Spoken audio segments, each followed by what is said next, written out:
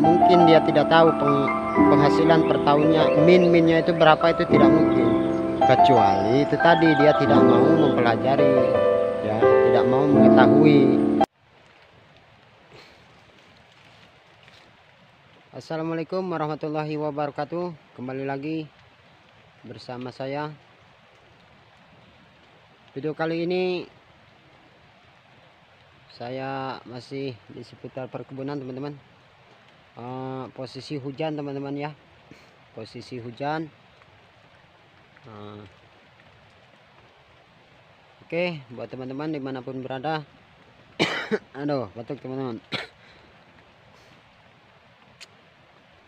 Selamat beraktivitas bagi yang sedang beraktivitas ya. Bagi yang sedang istirahat, semoga kebahagiaan menyertai teman-teman semua ya. Bagi yang lagi nonton, saya ucapkan terima kasih yang sudah subscribe ya.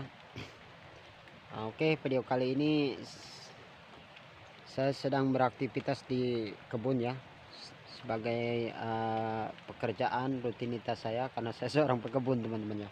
Seorang petani. Karena situasi baru reda hujan, teman-teman. Baru reda hujan, saya sedang melakukan sortasi kedua kali, teman-teman ya. Sortasi di perkebunan kopi 2 kali saya lakukan. Untuk yang kedua kali ini saya untuk pemilihan entres ya, calon dahan ranting yang akan datang untuk tahun depan, sambil melihat-lihat dan memilih yang mengganggu ya, yang mengganggu buah. Karena di fase penghujan ini biasanya rentan kerontokan, teman-teman. Jadi perlu perawatan yang cukup lumayan. Oke, buat teman-teman semua, kali ini saya tidak akan memperlihatkan cara seputar tentang perawatan pohon kopi ini ya. Tapi di sini saya akan mungkin berbagi selain gambaran ya, mungkin akan berbagi sedikit tentang pengalaman saya dalam berkebun, selain tata cara menanam, merawat ya, dari tanaman atau pohon-pohon kopi ini. Oke, teman-teman, saya rasa semua orang bisa melihat cara merawat ya, dari menanam, dari penyetekan ya, dari pemupukan ya, tentang perkebunan. Semua orang saya rasa bisa melakukannya ya, dikarenakan banyak sekali pelajaran-pelajaran yang bisa kita lihat atau bisa kita temui di zaman canggih ini ya, melalui konten-konten YouTube ya. Karena saya pribadi sering melihat ya cara-cara mereka yang membagikan melalui konten YouTube ya. Akan tetapi teman-teman ya, tetap kita buat saya pribadi ini, pengalaman saya pribadi, tetap kita harus mengikuti pendirian tentang cara kita sendiri, teman-teman ya. Yang jelas kita boleh melihat cara orang lain ya, tetapi tetap kita tidak bisa bertumpu, teman-teman. Karena setiap cara orang berbeda-beda ya, penerapannya beda-beda ya, apalagi terlebih kita hanya melihat di konten YouTube ya. Jangan sampai kita kecewa, apalagi sampai nyalahin, teman-teman ya, sampai menyalahkan kontennya. Saya kurang setuju, teman-teman ya, karena tidak ada kesalahan di sana ya. Hanya saja yang saya alami, yang ini menurut saya ya, teman-teman, saya alami hanya penerapan cara kita salah, akhirnya penghasilannya tidak sesuai ya dengan kontennya gitu. Itu sekali lagi bukan salah tutorial atau cara-cara dari cara itu sendiri yang mereka bagikan, teman-teman.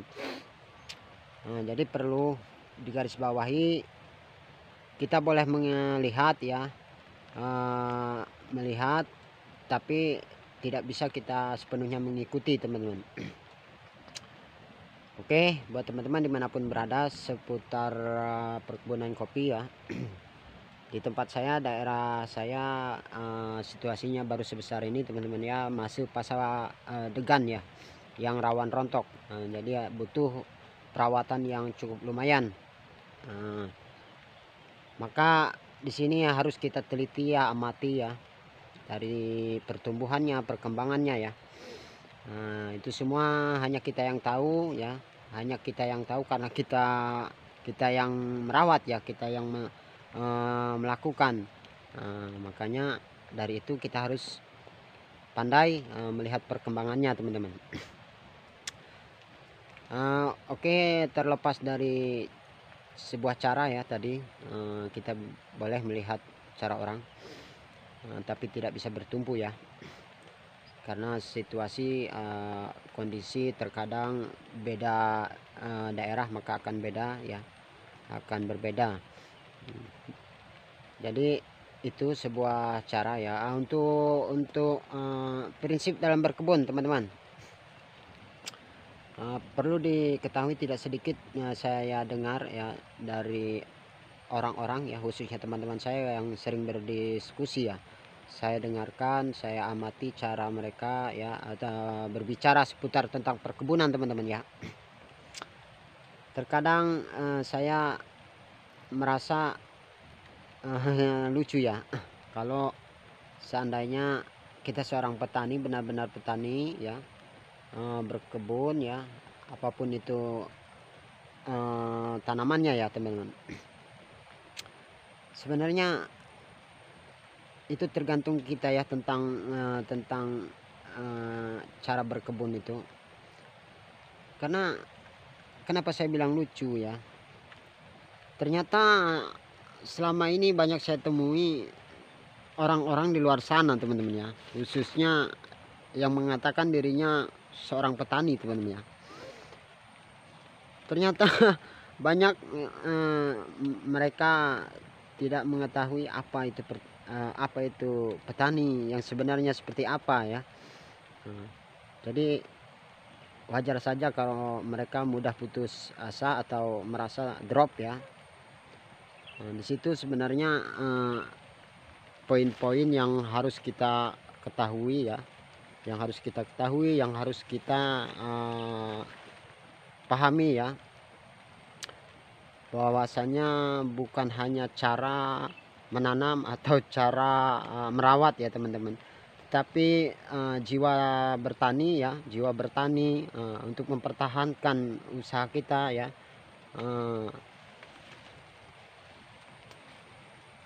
pekerjaan kita untuk bisa bertahan ya, apapun kondisinya, hasilnya ya. Itu harus kita pelajari teman-teman. Wajar saja tidak sedikit orang merasa putus asa kalau mereka tidak mempelajari itu teman-teman ya. Jadi di sini saya akan gambarkan seperti tanaman kopi ini ya. Tanaman kopi ini yang sudah kita rawat, yang sudah kita tanam, kita rawat, kita jaga ya. Terkadang tidak tentu atau pasti berbuah ya, berbuah dengan lebat. Begitulah kira-kiranya sebagai contoh ya, bahwasanya apa yang kita tanam, baik pun itu pohon tumbuh ya, sama halnya kebaikan itu sendiri teman-teman. Jadi kalau kita tidak punya jiwa kesadaran ya, kalau hanya sekedar kita bertani, melakukan bertanam saja ya, tidak tahu prinsipnya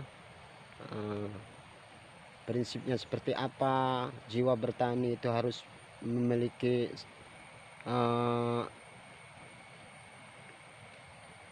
apa itu namanya, pengetahuan ya, pengetahuan yang harus kita tanamkan, itu akan tidak menutup kemungkinan kita bisa mengalami putus asa, frustasi ya teman-teman. Karena mengingat pada hasil perkebunan ini teman-teman, untuk khusus buah-buahan itu tidak akan selamanya stabil atau maksimal terus ya teman-teman. Kadang ada naik turunnya teman-teman ya. Apalagi mengingat kita sebagai petani banyak hal-hal ya efek dari kita bisa prestasi ya. Terkadang dari buahnya tidak stabil, sudah itu dari harga ya. Sementara kita kaitkan dengan pengeluaran ya yang sudah kita keluarkan selama 1 tahun, kita hitung ternyata buntung teman-teman ya, mengalami kerugian, bahkan ada yang sampai nombok ya. Jadi sama saja seorang petani harus pintar teman-teman ya, harus pintar, harus punya hitungan teman-teman, bukan hanya pembisnis. Banyak petani sukses di luar sana itu bukan hanya karena memiliki penghasilan seperti buah kopinya berbuah lebat gitu, tidak teman-teman. Mereka yang hasil di sana mungkin prosesnya yang kita tidak tahu ya, seberapa besar, seberapa jauh, seberapa pintar mereka bisa menghitung biaya penghitungan, biaya pengeluaran, biaya penghasilan ya. Penghasilan itu seberapa per tahunnya teman-teman ya. Bagi teman-teman yang sudah lama berkebun, tidak mungkin dia tidak tahu penghasilan per tahunnya minnya itu berapa, itu tidak mungkin. Kecuali itu tadi dia tidak mau mempelajari ya, tidak mau mengetahui ya, habis nggak karuan, wajar teman-teman ya. Nah, ini banyak saya temui teman-teman. Jadi video kali ini saya bagikan hanya sekedar cuap-cuap ya, tapi mudah-mudahan bermanfaat. Sekali lagi, berkebun itu tidak cukup harus kita tahu cara menanam ya, cara merawat ya. Kita pun harus tahu prinsip cara bertani itu untuk bisa mendapatkan hasil yang terbukti gitu, yang bisa kita miliki, yang bisa kita rasakan ya, kita lihat, itu harus kita kuasai ya, harus kita pelajari teman-teman ya. Oke, buat teman-teman dimanapun berada ya, khususnya untuk petani perkebunan ya, apapun pekerjaannya, tekuni ya, karena dengan kita menekuni pekerjaan kita, kita akan merasakan seberapa rumit, seberapa sulit prosesnya ya. Di situ akan mendapatkan pembelajaran bahwasannya kita akan teliti atau hati-hati untuk merasakan hasil itu sendiri teman-teman ya. Oke, sekali lagi inilah hanya sekadar cuap-cuap teman-teman. Edisi saat ini sedang hujan. Saya ucapkan terima kasih yang sudah nonton ya. Sekali lagi pesan saya, jangan hanya mempelajari cara menanam, cara merawat ya, tapi pelajarilah prinsip-prinsip dalam bertani, jiwa-jiwa bertani seperti apa, agar kita merasakan hasil yang benar-benar bisa kita rasakan, kita miliki teman-teman ya. Karena 1 tahun tidak sebentar teman-teman ya. Jadi alangkah sayangnya kalau hasil 1 tahun itu habis nggak karuan teman-teman ya. Karena hasil yang bisa kita rasakan berhasil itu tidak terukur dari banyak ya. Ya syukur-syukur banyak ya teman-teman. Ya kita minta-mintanya banyak ya. Tapi tidak terlepas atau terukur dari banyaknya atau sedikitnya hasil ya. Yang jelas kuncinya setelah kita menekuni dari usaha kita ya, mempelajari ya, benar-benar kita memahami betul ya prinsip-prinsipnya, maka tanamkanlah doa teman-teman ya. Usaha, kalau kata bahasa orang yang mengerti ya di bidang itu, pernah saya sharing, pernah saya ini, jangan lupa usaha itu harus dibarengi usoli. Kalimat itu saya temui dan saya jalani dan saya pelajari. Alhamdulillah ternyata benar teman-teman, bahwasanya usaha yang benar itu adalah usaha yang dibarengi usoli. Artinya usaha harus diiringi doa teman-teman ya.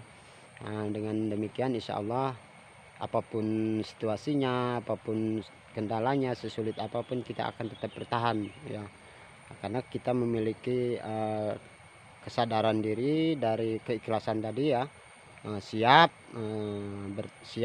sabar ya, apapun hasilnya kita tetap semangat teman-teman. Oke, mungkin ini aja video saya ya.